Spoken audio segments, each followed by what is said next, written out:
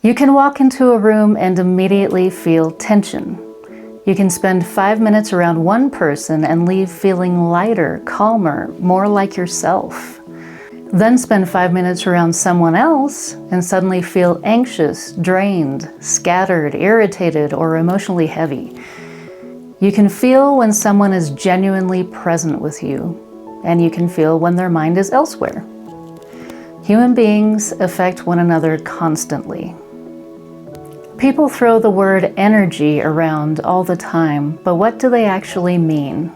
For some people, the word immediately sounds spiritual. For others, it sounds vague or fake. But honestly, I think most people already understand energy because they experience it every single day, whether they call it that or not. For me, energy is the emotional, mental, physical, spiritual, and intuitive state we're constantly carrying, expressing, and interacting with both within ourselves and in the environments around us.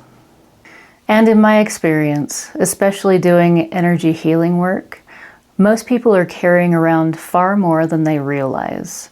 Stress, emotional residue, fear, grief, anger, old wounds, even the energy of other people's emotions. Sometimes it's so normal to them that they don't even recognize how heavy or overburdened they feel anymore until something finally shifts and they remember what it feels like to be light and clear. That's part of why I think energetic awareness matters so much.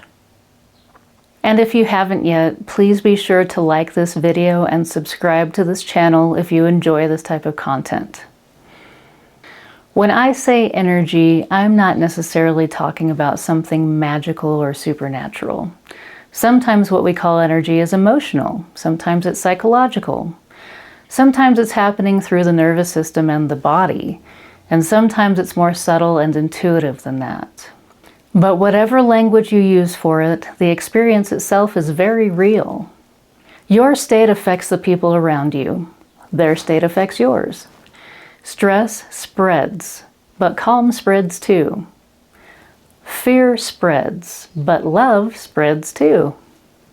Presence spreads. Human beings are constantly influencing one another. Why do you think so many people would rather stay home with their cat on a Friday night than go to some loud, chaotic party? And I think a lot of sensitive people spend years believing something is wrong with them, when in reality they're deeply affected by the emotional and energetic environments they're constantly moving through. They absorb everything like a sponge. The tension between people, other people's emotions, spoken or unspoken, sudden shifts in mood, chaos, conflict, pressure. Eventually they become overwhelmed, disconnected from themselves, exhausted, anxious, emotionally shut down, or spiritually lost. That's one of the reasons I do the work that I do. I think a lot of people have become buried underneath everything they've been carrying around, a lot of which is not even theirs. It's hard to find peace and clarity when you're stuck under a pile of energetic rubble. When I work with someone energetically, the goal isn't to fix them. It's to help clear some of the heaviness, noise, stagnation, emotional buildup, and energetic imbalance that's keeping them disconnected from themselves. Because when that begins to clear, people often feel lighter, calmer, clearer, more grounded, and more like themselves again. And when you're feeling clear and grounded, it's easier to be intentional about the energy you bring into your relationships, your environment, and the people around you. You can be the one spreading peace instead of stress, calm instead of chaos, love instead of fear. You have the power to do that. Doesn't that sound nice? And honestly, I think learning basic energetic awareness should be normal. Learning how to ground yourself, learning energetic boundaries, and how to recognize when something you're feeling doesn't belong to you.